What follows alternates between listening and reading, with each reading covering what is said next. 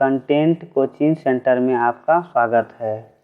आज हम लोग पढ़ेंगे पृथ्वी पर कटिबंध के बारे में कि पृथ्वी पर कितने कटिबंध है और उसका क्षेत्र कौन कौन है, कौन पृथ्वी पर किस भाग में कौन कटिबंध पड़ता है, उसके बारे में भी पूरा जानकारी हम प्राप्त करेंगे। क्वेश्चन आंसर के साथ जानकारी प्राप्त करेंगे। तो ये देखिए हमारी पृथ्वी, ये जो पृथ्वी दिख रहा है और इसमें जो देखिए अलग अलग कलर में, ये देखिए ये जो पीकॉक कलर में है यानी ग्रीन कलर में है, ये जो है हमारा उष्णकटिबंध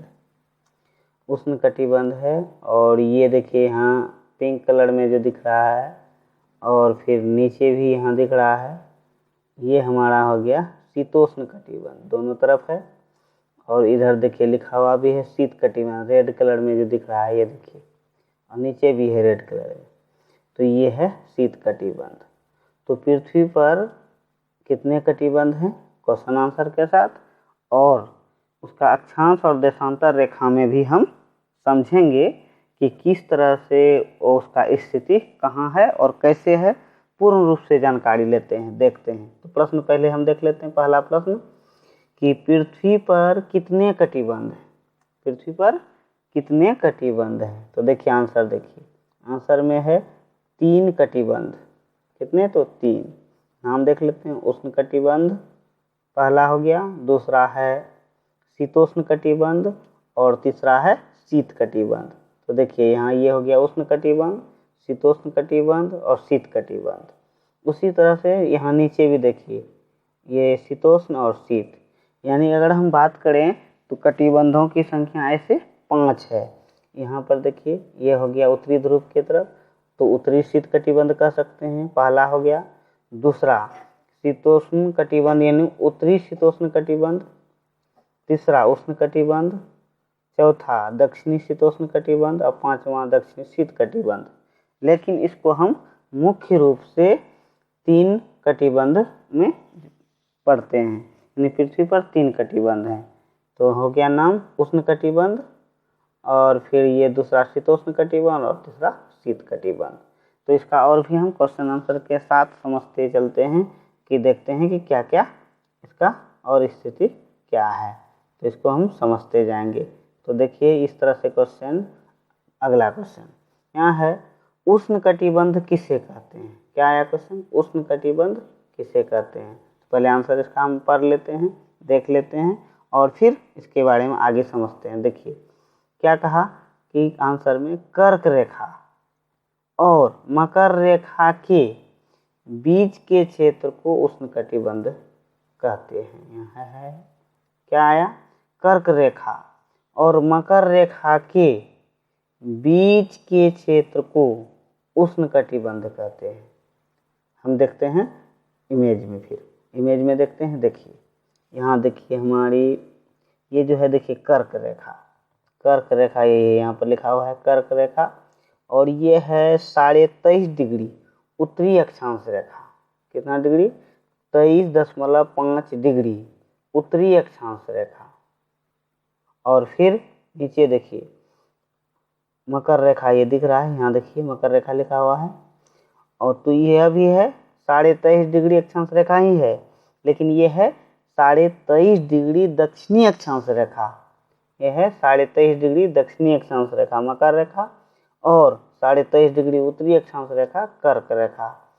तो इसको हम कह सकते हैं उष्ण कटिबंध। क्वेश्चन आंसर आया कि कर्क रेखा और मकर रेखा के बीच के क्षेत्र को क्या कहते हैं? उष्ण कटिबंध कहते हैं।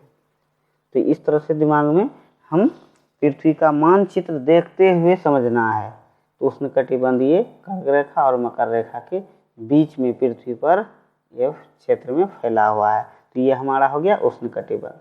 इसका हम डिग्री में परिभाषा भी देख लेते हैं, अथवा में दिया हुआ है। देखिए तो ये देख लीजिए 23.5 डिग्री उत्तरी अक्षांश रेखा और 23.5 डिग्री दक्षिणी अक्षांश रेखा के क्षेत्र को उष्ण कटिबंध कहते हैं। तो ये हो गया, देख लीजिए 23.5 डिग्री उत्तरी अक्षांश रेखा और 23.5 डिग्री दक्षिणी रेखा, ये अक्षांश रेखा, दोनों हम परिभाषा याद रख सकते हैं। अगला क्वेश्चन देखते हैं।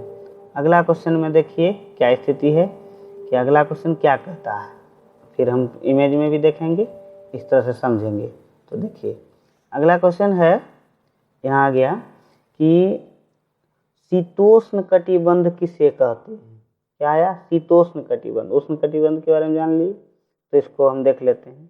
क्या कहा आंसर में, कर्क रेखा और आर्कटिक रेखा के बीच का क्षेत्र, कर्क रेखा और आर्कटिक रेखा दोनों रेखा हम देखेंगे, तथा मकर रेखा और अंटार्कटिक रेखा के बीच का क्षेत्र को शीतोष्ण कटिबंध कहते हैं।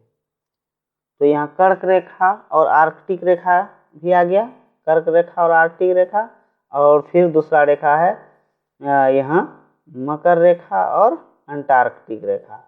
तो इस क्षेत्र को हम इमेज में देखते हैं। पहले देखिए, तो इमेज में देखिए, इमेज आ गया पृथ्वी का मानचित्र। यहाँ देखिए कर्क रेखा और आर्कटिक रेखा, यहाँ देखिए आर्कटिक रेखा दिख रहा है और ये देखिए कर्क रेखा दिख रहा है। तो ये कर्क रेखा और आर्कटिक रेखा के बीच का क्षेत्र ये हो गया। फिर क्या कहा परिभाषा कि मकर रेखा और अंटार्कटिक रेखा के बीच के क्षेत्र दोनों हो गया। ये उत्तर तरफ ये क्षेत्र कर्क रेखा और आर्कटिक रेखा के बीच का क्षेत्र, और इधर हो गया मकर रेखा और अंटार्कटिक रेखा के क्षेत्र। तो ये उस क्या कहलाया, शीतोष्ण कटिबंध। तो याद रखना है कि कर्क रेखा और आर्कटिक रेखा के बीच का क्षेत्र तथा मकर रेखा और अंटार्कटिक रेखा के बीच के क्षेत्र को क्या कहते हैं, शीतोष्ण कटिबंध कहते हैं। तो शीतोष्ण कटिबंध के बारे में जानकारी हो गया। इसको भी उसी तरह हम डिग्री में देख सकते हैं। देखिए अथवा में दिया हुआ है, अथवा में क्या दिया कि 23.5 डिग्री उत्तरी अक्षांश रेखा यानी कर्क रेखा हुआ, और तथा 66.5 डिग्री उत्तरी अक्षांश रेखा यानी आर्कटिक रेखा के बीच का क्षेत्र। फिर नीचे और दे दिया 23.5 डिग्री दक्षिणी अक्षांश रेखा यानी मकर रेखा, तथा 66.5 डिग्री दक्षिणी अक्षांश रेखा यानी अंटार्कटिक रेखा के बीच के क्षेत्र को क्या कहते हैं, शीतोष्ण कटिबंध। तो इमेज भी देखना है और परिभाषा भी, एक बार नहीं 2 बार 3 बार हम देखेंगे वीडियो को और समझेंगे, और मानचित्र को देखते हुए याद रखना है, तभी हम अच्छी तरह से इसको समझ सकते हैं और जानकारी प्राप्त कर सकते हैं। तो ये हमें ध्यान में रखना है। अब देखिए अगला क्वेश्चन, शीत कटिबंध किसे कहते हैं। क्या आया, शीत कटिबंध किसे कहते हैं। इसका भी परिभाषा थोड़ा देख लेते हैं, फिर हम आगे इमेज में देखेंगे। देखिए आर्कटिक रेखा और उत्तरी ध्रुव के बीच का क्षेत्र, आर्कटिक रेखा और उत्तरी ध्रुव के बीच का क्षेत्र तथा अंटार्कटिक रेखा और दक्षिणी ध्रुव के बीच का क्षेत्र को शीत कटिबंध कहते हैं। क्या आया, ये याद रखना है, आर्कटिक रेखा और उत्तरी ध्रुव। हम पहले इमेज में देखते हैं। देखिए इमेज फिर हम दिखाते हैं इमेज को। देखिए इमेज, तो ये हुआ क्या है, आर्कटिक रेखा और उत्तरी ध्रुव, यही क्षेत्र कहलाया आर्कटिक रेखा और उत्तरी। रेड कलर में जो दिख रहा है ये देखिए, ये हुआ, तो यही कहलाया आपका शीत कटिबंध। नीचे देखिए अंटार्कटिक रेखा तथा दक्षिणी ध्रुव, इधर भी है, दोनों तरफ है शीत कटिबंध। तो अंटार्कटिक रेखा और दक्षिणी ध्रुव के बीच का क्षेत्र को शीत कटिबंध कहते हैं। उत्तर तरफ आर्कटिक रेखा और उत्तरी ध्रुव के बीच के क्षेत्र को शीत कटिबंध कहते हैं।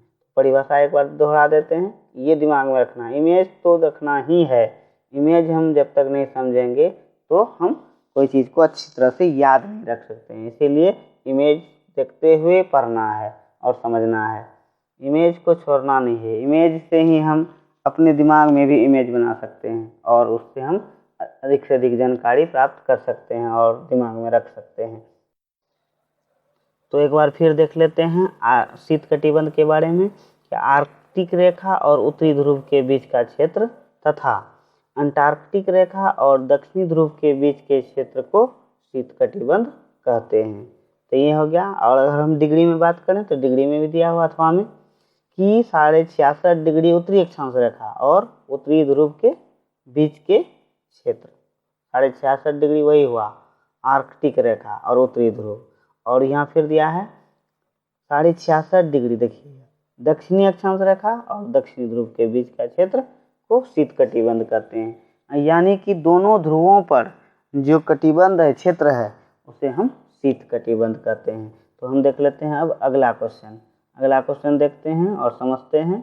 अगला क्वेश्चन को समझेंगे, इस तरह से हम समझते जाएंगे और जानकारी अधिक से अधिक लेते जाएंगे। तो देखिए इस तरह से और भी इमेज सब है, पहले हम एक एक करके समझते जाते हैं। देखिए ये हो गया कटिबंध, ये और भी देखिए यहाँ बढ़ाइए। देखिए अब क्वेश्चन आया, अगला क्वेश्चन है कि सबसे अधिक किस कटिबंध में होती है? क्या? तो गर्मी। क्वेश्चन है सबसे अधिक गर्मी किस कटिबंध में होती है? तो है आंसर उष्ण कटिबंध में। इसके बारे में हम समझते हैं कि सबसे अधिक गर्मी क्यों होती है। तो ये हमारा देखिए जो पीकॉक कलर में है, ये हमारा हो गया, क्या हुआ? तो ये है उष्ण कटिबंध। तो यहाँ पर सूर्य का प्रकाश सीधा यानी लंबवत पड़ता है और खड़ा सूर्य प्रकाश पड़ता है, जिसके कारण अधिक गर्मी पड़ती है। इसका कारण यही है कि विषुवत रेखा पर और उसके आसपास के क्षेत्रों में अर्थात उष्ण कटिबंध में सूर्य प्रकाश बहुत तेजी से यानी खड़ा पड़ता है, इसीलिए यहाँ अधिक गर्मी होती है। फिर अगला क्वेश्चन और भी देख लेते हैं, सबसे अधिक ठंड किस कटिबंध में होती है? सबसे अधिक ठंड किस कटिबंध में होती है? देखिए आंसर आया शीत कटिबंध में। तो यहाँ देखिए हमारा शीत कटिबंध है और इसको नीचे करके देखते हैं, यहाँ भी देखिए ये हमारी शीत कटिबंध है। तो दोनों शीत कटिबंधों पर क्या होता है? सूर्य प्रकाश यानी कि सिर्फ नाम मात्र का प्रकाश पहुँचता है, जिसके कारण वहाँ अत्यधिक ठंड होती है।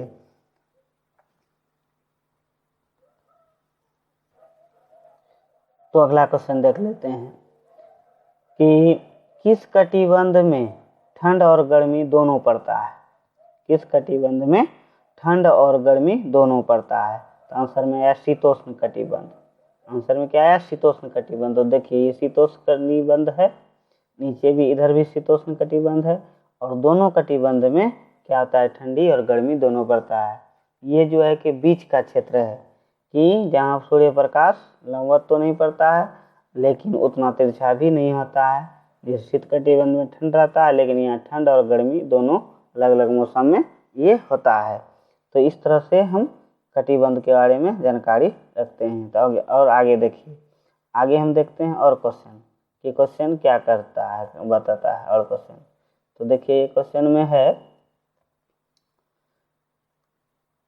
यहाँ क्वेश्चन आया कि उष्ण कटिबंध में अधिक गर्मी क्यों पड़ती है? इसका जवाब तो हम जानते हैं, तो अभी बता हो गया पढ़े कि उष्ण कटिबंध में अधिक गर्मी क्यों पड़ती है। तो सूर्य का प्रकाश लंबवत पड़ने के कारण, यानी कि उष्ण कटिबंध में सूर्य प्रकाश हमेशा लंबवत यानी कि 90 डिग्री के कोण के साथ खड़ा पड़ता है, जिसके कारण यहाँ अत्यधिक गर्मी पड़ती है।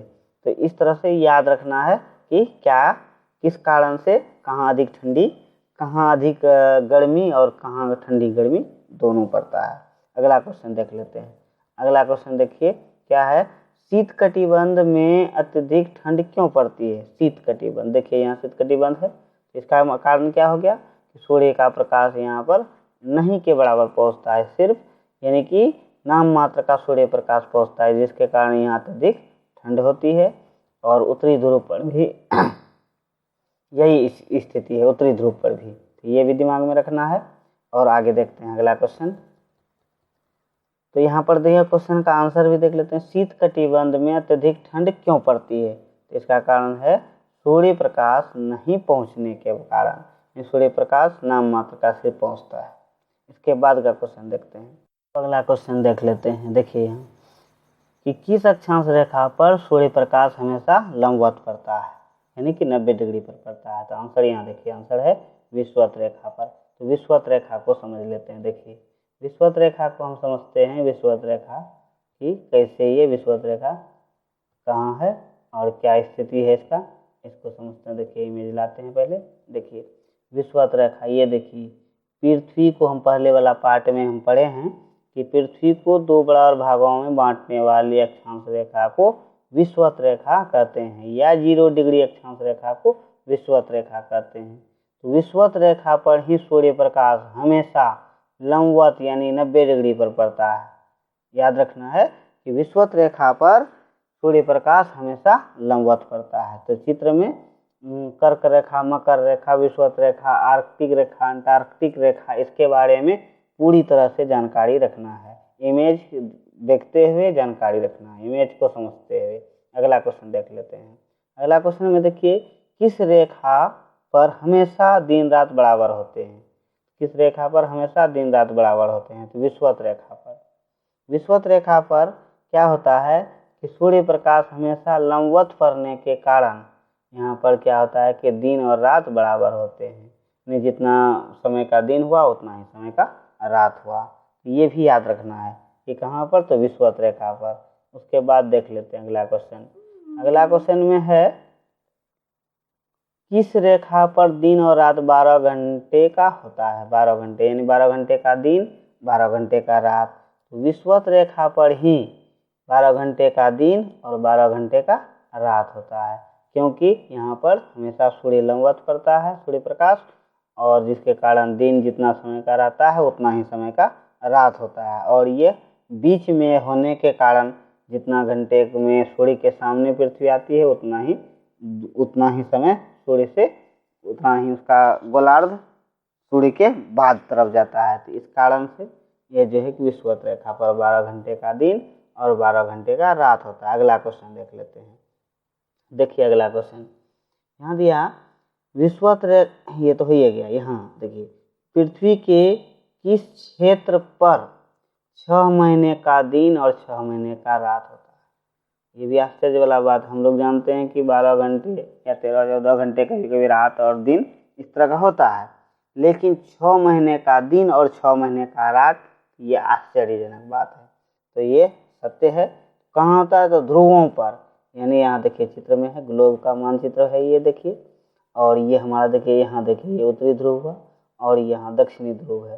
तो ये जो है कि उत्तरी ध्रुव या दक्षिणी ध्रुव पर 6 महीने का दिन और 6 महीने का रात होता है। ऐसा क्यों? पृथ्वी जो है कि सूर्य के तरफ झुकाव के कारण, सूर्य का जो पृथ्वी परिक्रमा करती है तो अपने अक्ष पर भी झुकी हुई है और सूर्य की तरफ भी, जिसके कारण कभी 6 महीने तक उत्तरी गोलार्ध सूर्य के सामने रहता है, फिर 6 महीने तक दक्षिणी गोलार्ध। तो जिस गोलार्ध में उत्तरी ध्रुव, जैसे उत्तरी ध्रुव सूर्य के सामने है तो यहाँ पर दिन रहता है 6 महीने तक, और जब फिर दक्षिणी ध्रुव जब सूर्य के सामने आता है तो 6 महीने तक दक्षिणी ध्रुव में धूप रहता है।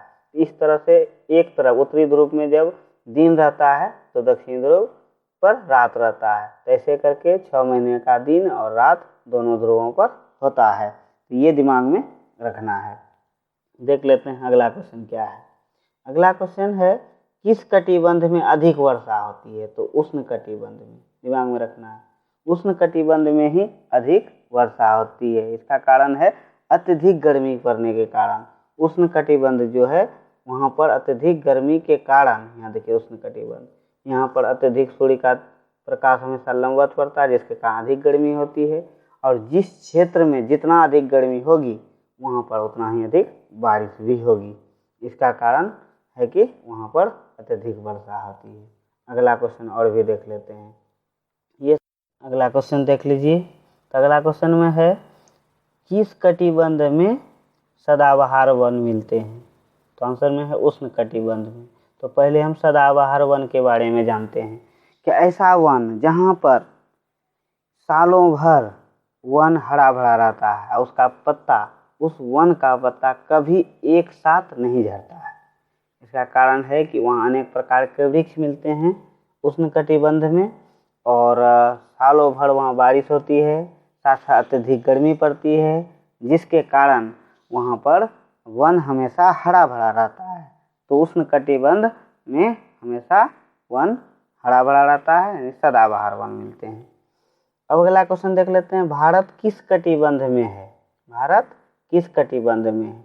इसका आंसर आया, भारत जो है कि आधा, देखिए आधा उष्णकटिबंध में और आधा शीतोष्ण कटिबंध में।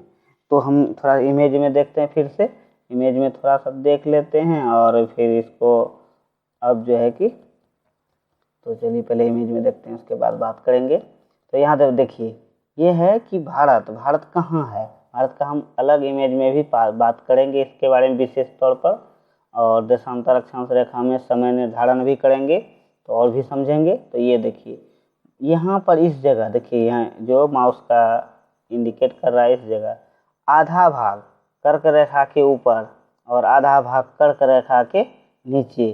तो जो कर्क रेखा के ऊपर है वो शीतोष्ण कटिबंध में पड़ता है और जो भारत का भाग कर्क रेखा के बाद यानी कि नीचे है उष्ण कटिबंध में पड़ता है। तो इस तरह से याद रखना है कि भारत आधा उष्ण कटिबंध में और आधा शीतोष्ण कटिबंध में पड़ता है। तो इसके बाद और भी देखिए कि ये और भी इसके बारे में और भी जानकारी होगा अर्थ के बारे में, और हम सही जानकारी प्राप्त करेंगे। और 2 पाठ हमारा पहले भी हो चुका है अर्थ का, ये हमारा तीसरा पाठ है। और भी हम अगले पाठ में देखेंगे, पृथ्वी के बारे में विशेष जानकारी प्राप्त करेंगे। और इस वीडियो को लगातार एक एक करके देखते रहें और समझें, और इसके बारे में अधिक से अधिक पृथ्वी के बारे में जानकारी प्राप्त करें। और भी जानकारी प्राप्त करने के लिए इस चैनल को सब्सक्राइब करें और इस वीडियो को लाइक करें।